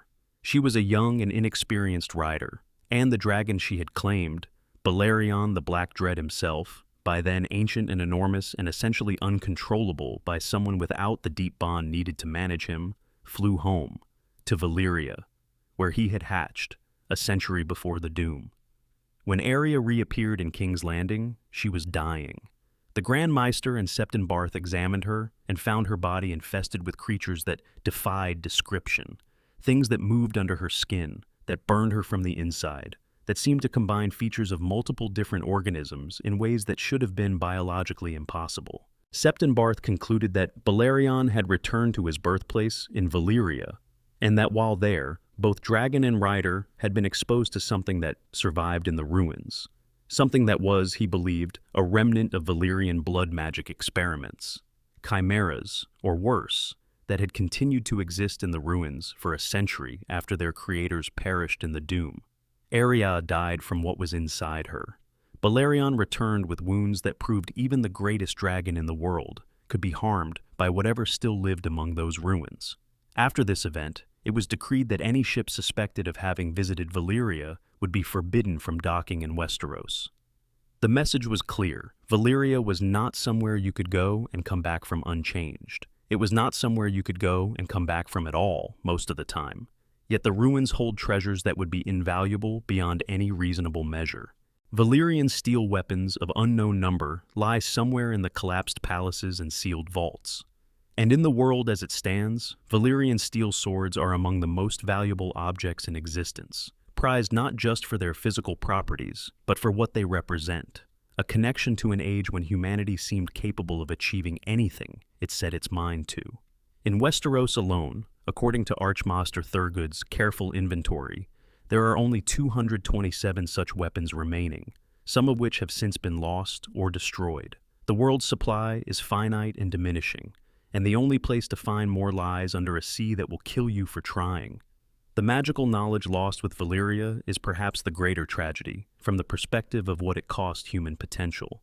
The systematic study of magic, the Valyrian approach that treated sorcery as a science, with predictable rules and repeatable results, with applications across metallurgy and architecture and communication and the binding of consciousness across species, all of that died.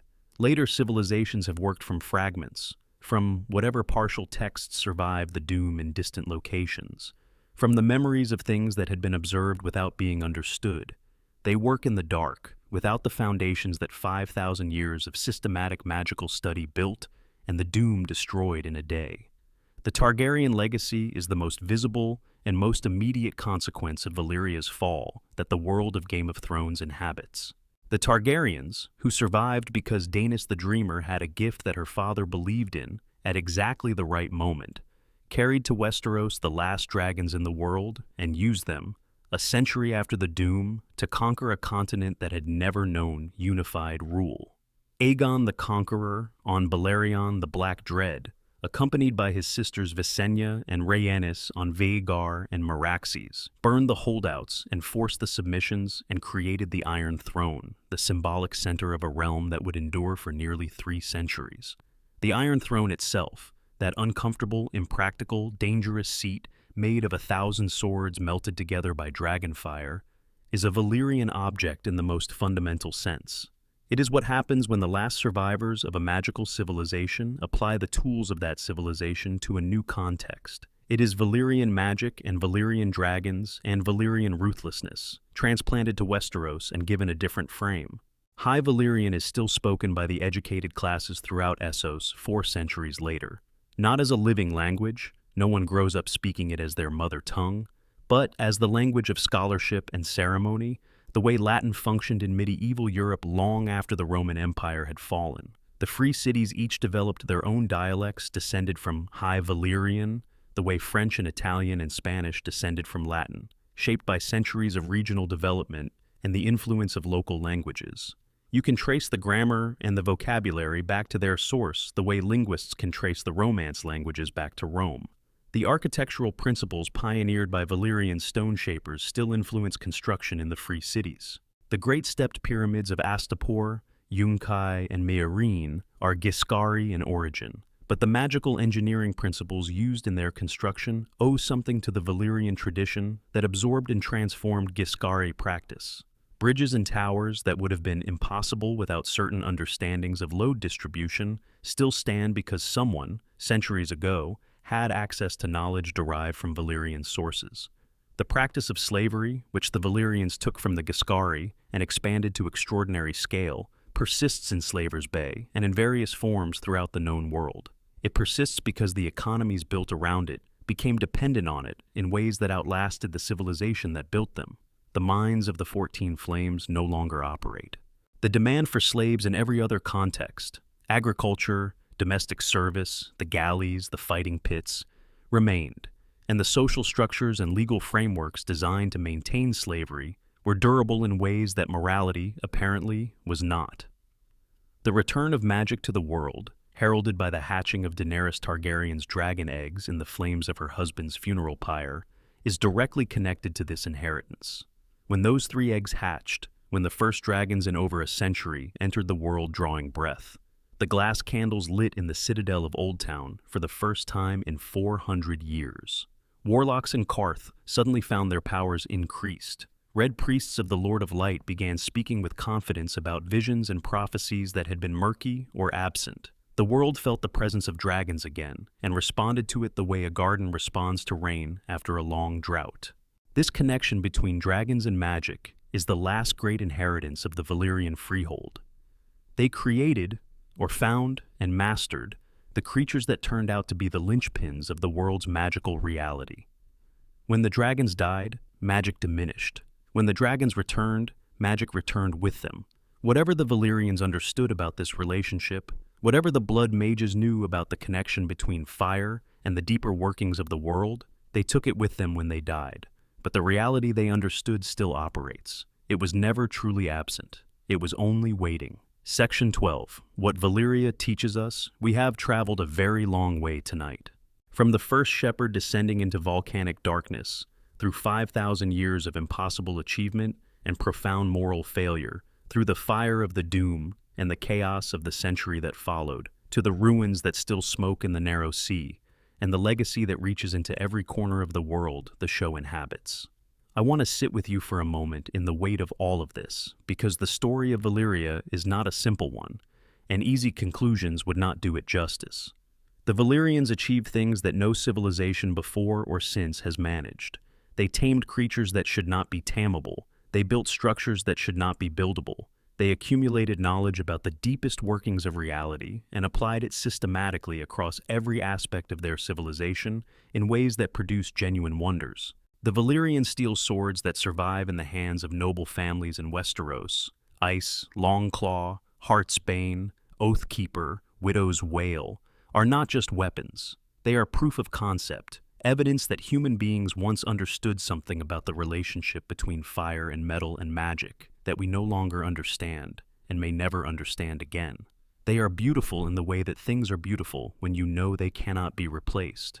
And yet, the foundations on which all of this was built were soaked through with the blood and suffering of people who had no choice in the matter. The magnificence was real. The price was also real. These two things coexist and cannot be separated, because the magnificence could not have existed without the price. The blood magic that made the steel ran on sacrifice. The mines that funded the civilization ran on lives. The political stability of the freehold ran on the willingness to destroy anyone who threatened it, completely and without remorse. There is a school of thought that says you cannot judge ancient civilizations by modern standards, that the practice of slavery and the cruelty and the blood magic need to be understood in their historical context, rather than condemned by values that did not exist when the Valyrians were alive. This is partly true in a descriptive sense. The Valyrians did not have access to the moral frameworks that developed in the centuries after them. But the people who were enslaved and sacrificed and experimented upon were experiencing their suffering in real time, in their own terms, not in ours. The slaves in the mines were not philosophical about being worked to death. Princess Aerea was not contextual about the creatures burning her from the inside. The suffering was real, independent of the moral framework used to interpret it. And the civilization that produced such beauty and such power was also, unambiguously, capable of casual cruelty on a scale that staggers the imagination. What ended Valyria was probably not divine punishment, though the religious imagination reaches for that explanation, and perhaps you can understand why. What ended it was almost certainly a combination of factors that the civilization itself created: geological systems destabilized by excessive mining, magical control systems degraded by centuries of maintenance failures or deliberate sabotage, internal political conflicts that valued competitive advantage over collective survival, and possibly the revenge of people who had nothing left to lose. The very practices that made Valyria powerful, the relentless pushing of boundaries, the willingness to ignore the warnings of nature and of conscience alike, the certainty that magic could solve any problem that ambition created, these were also the practices that generated the conditions for the doom. There is a kind of truth in the shape of it, even if you don't believe in divine justice. Civilizations that extract wealth by destroying the environment and the people they exploit eventually run out of extractable environment and exploitable people. The 14 flames could only be mined so deeply before the mining destabilized them. The slave labor force could only be pushed so hard before it began pushing back in ways that had consequences. The magic could only be stretched so far before it snapped. Valyria is a story about what happens when extraordinary capability is paired with insufficient wisdom. when the tools available to a civilization far exceed the civilization's willingness to think carefully about how those tools should be used, when the intoxication of what is possible crowds out the question of what is right, when every warning, geological, moral, prophetic, is dismissed because the machinery of power is still running and the immediate returns are still arriving, and it is simply very hard to imagine that something this magnificent and this strong could actually end. It ended in a day, 5,000 years of accumulated magnificence, in a single day of fire. The ruins in the smoking sea are a kind of monument to this truth. Not a monument anyone erected intentionally. There was no one left to erect monuments, but a monument nonetheless.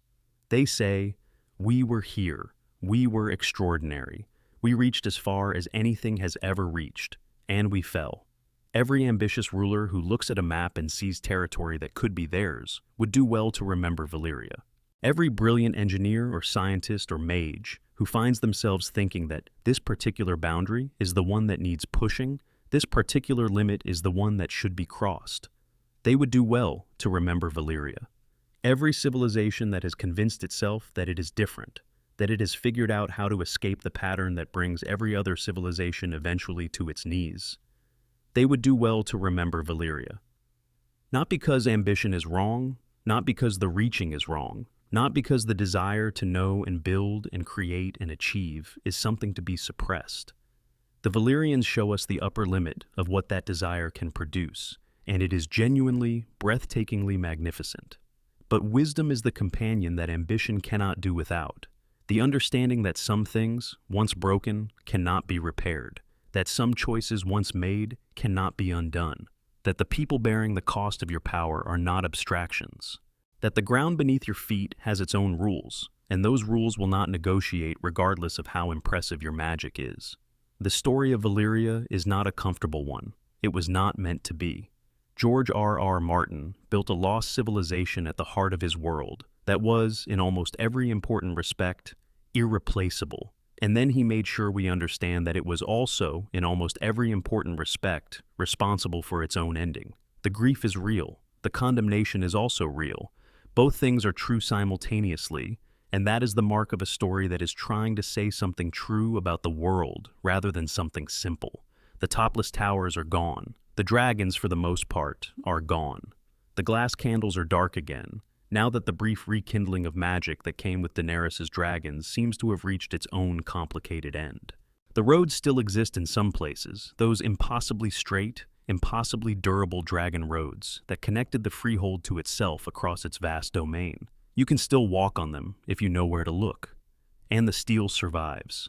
In castles in Westeros, in the hands of noble families who inherited them across generations, and who understand what they hold even if they cannot quite articulate why it matters so much.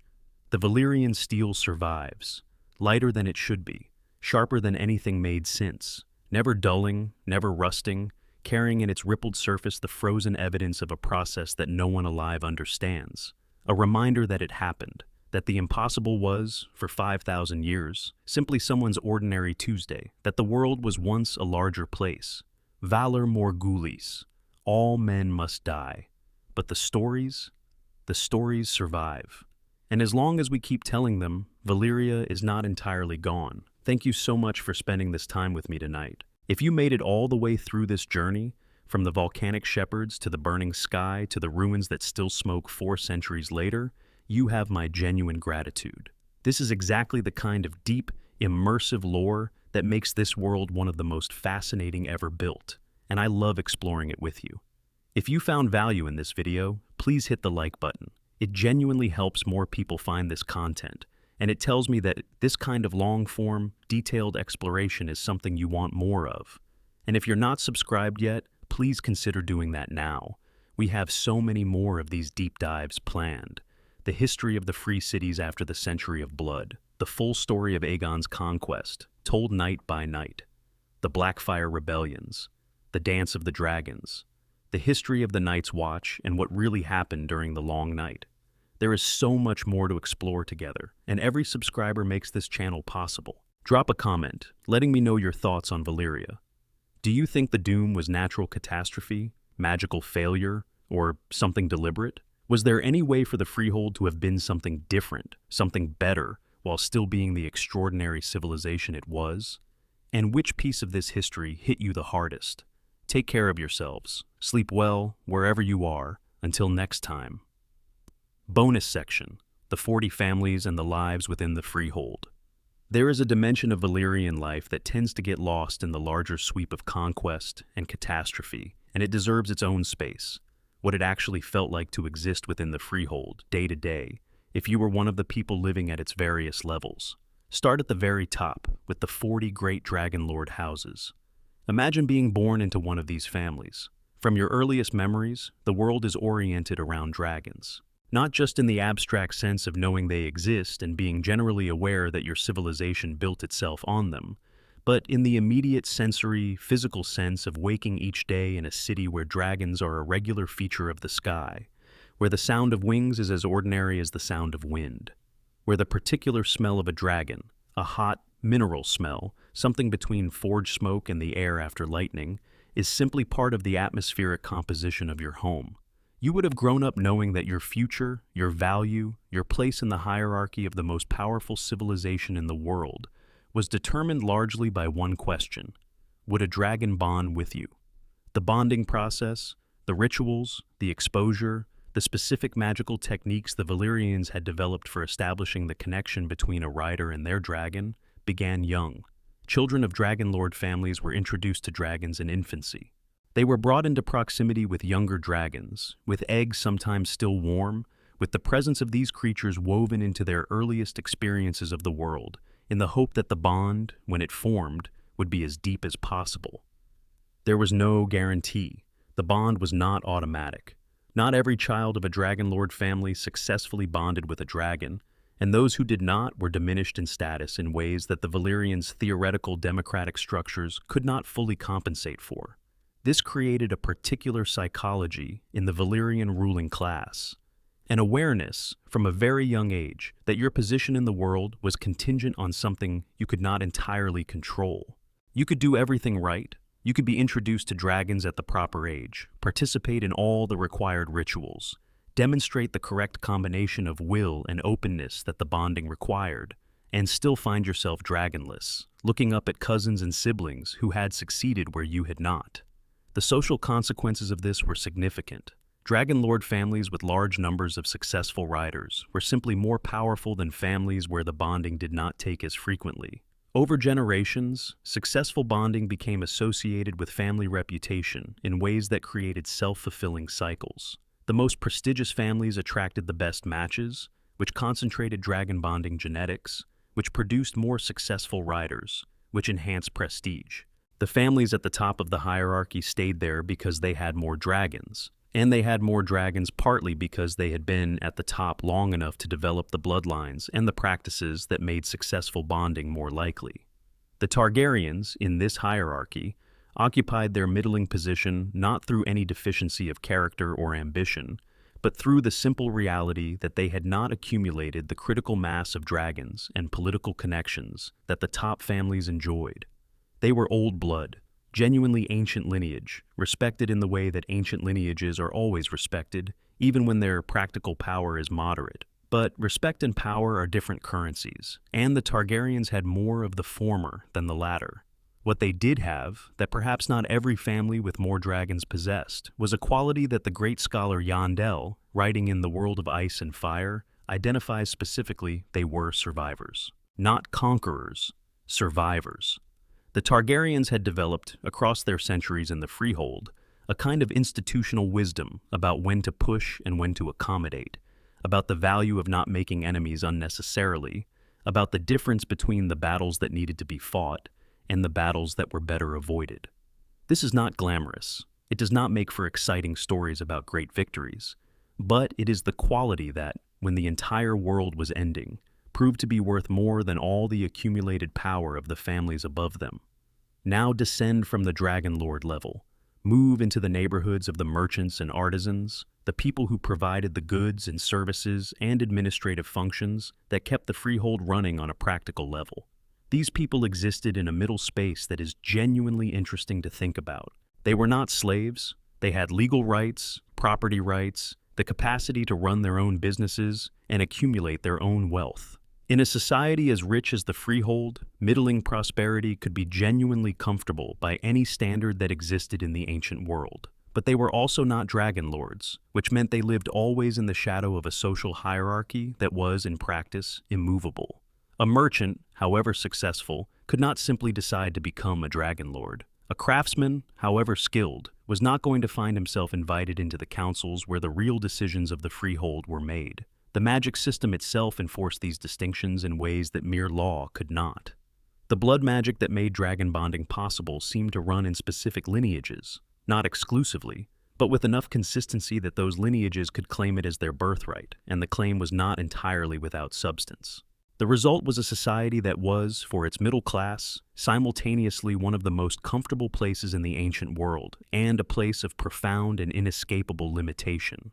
You could be prosperous, you could be educated. The Valyrians valued learning and created institutions for its preservation that, while ultimately destroyed, were legendary in their scope. You could travel, trade, participate in the cultural life of the most sophisticated civilization on Earth. And you would do all of this with the permanent awareness that you were not, and could not be, what the people at the top were. Below the middle class, before we reached the slaves, there was another group worth acknowledging. The lesser magical practitioners, the people with some ability in sorcery or dragon-adjacent skills who did not belong to the great families but who had found ways to make their abilities commercially useful. Healers who used some understanding of blood magic for medical purposes. Seers who could sometimes read the future well enough to charge for predictions. Minor enchanters whose work was not as powerful as what the great blood mages could do, but was considerably more accessible. These people occupied an interesting social niche. Valued for their skills, sometimes elevated beyond their birth status by their abilities, but always somewhat precarious, dependent on the patronage of dragon lord families who could withdraw support at any time. The blood mages themselves, the genuine masters of the dark arts, were a class unto themselves that cut across normal social hierarchies in peculiar ways. Some were of noble birth, dragon lords themselves who had developed magical ability alongside their dragon-riding skills. Others came from much lower in the social order, their talent elevating them to positions they could not have reached any other way. This created an odd dynamic: blood magic ability as social mobility, the darkest of arts as the great equalizer, which tells you something about how Valyrian society worked at a fundamental level.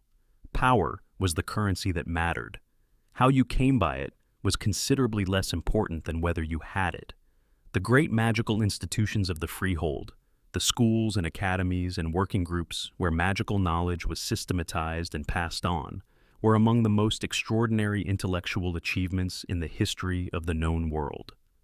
The Valyrians approached their magical tradition the way modern civilization approaches science, rigorously, systematically, with a commitment to documentation and reproducibility that is frankly remarkable given the nature of the subject matter. They kept extensive records.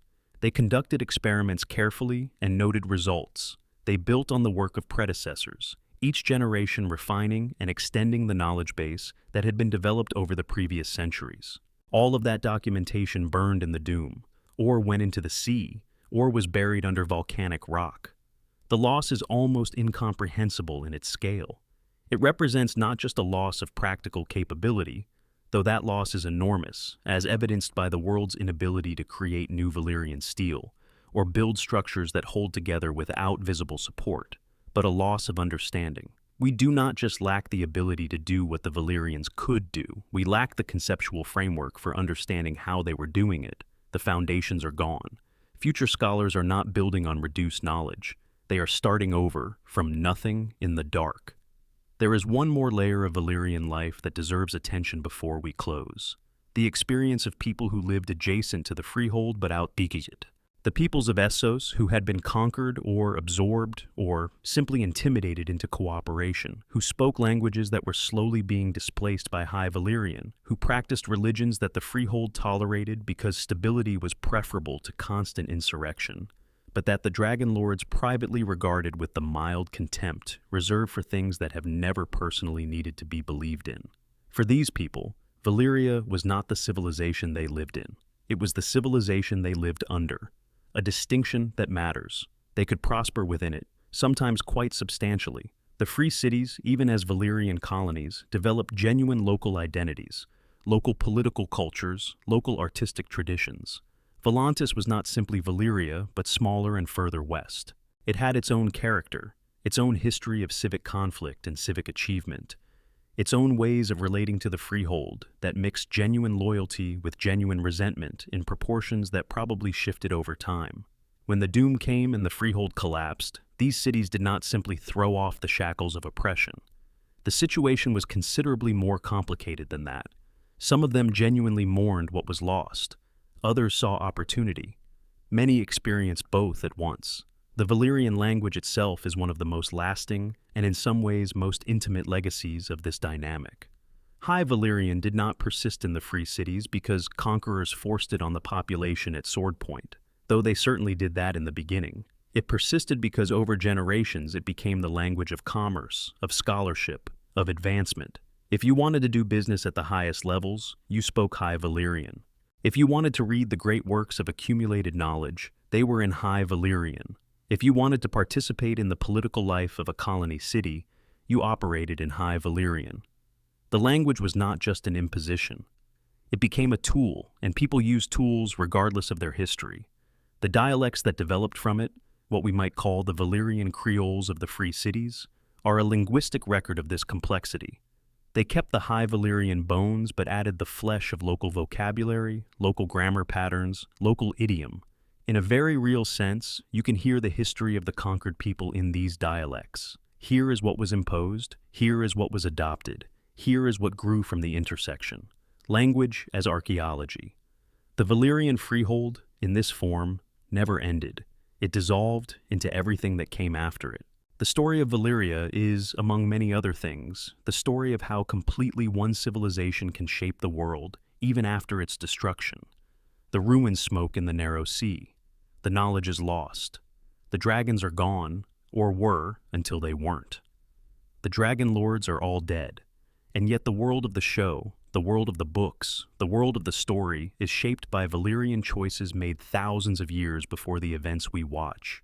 Choices that echo forward through the Iron Throne, and the Targaryen dynasty, and Valyrian steel, and High Valyrian, and the free cities, and the slave economies of Slaver's Bay, and the faceless men in Bravos, and the glass candles, and 100 other details too small to list but too significant to ignore. Valyria did not end. It transformed. The catastrophe of the doom was real and total and devastating. But civilizations of sufficient size and depth do not simply disappear when their physical form is destroyed.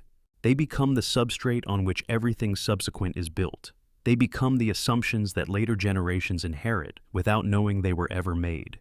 They become the words you use without knowing where the words came from, the shapes of buildings you find beautiful without knowing why, the legal principles you take for granted without knowing whose blood purchased them. The known world is, in this fundamental sense, a post-Valyrian world, not a world that got over Valyria and moved on. A world that is still, 4 centuries later, reckoning with what Valyria was and what it did and what it left behind. The reckoning has not finished. It may never finish. There is a line in the show, spoken quietly amid the ruins on the smoking sea, that captures all of this in a way that no amount of analytical prose quite can. Tyrion and Jorah, in their small boat, recite together the poem that begins. They held each other close and turned their backs upon the end, the hills that split asunder and the black that ate the skies. They recite it not because it is required of them, not because someone is listening. They recite it because they are human beings passing through a place where something enormous happened.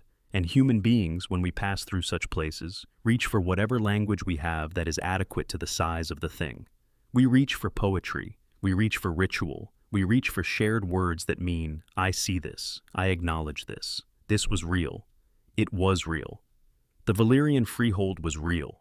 Real achievement and real atrocity both. 5,000 years of the full human range of capability and cruelty and wonder. The doom was real. The smoke is still real. The steel is still real. Valar Morghulis. All men must die, and all civilizations must end. But the stories we tell about them, those we get to keep. The ruins are a mirror held up to ambition. Look carefully. The reflection shows you what is possible and what is costly and what happens when the cost is finally collected. We stand here, across the centuries, looking into that mirror and knowing that every great civilization since Valyria has made the same bet. That the power being gathered will last. That the foundations are solid. That the magical wards on the metaphorical volcanoes are definitely still working. Sometimes they are, often enough that we keep making the bet. But Valyria remains, as it was always meant to remain in the imagination of George R. Martin. The reminder that the bet is never guaranteed. The towers fell. They always fall eventually. What matters is what you built while they stood, and whether any of the light from them is still visible, shining through the smoke, across the water, into whatever age comes after. Good night.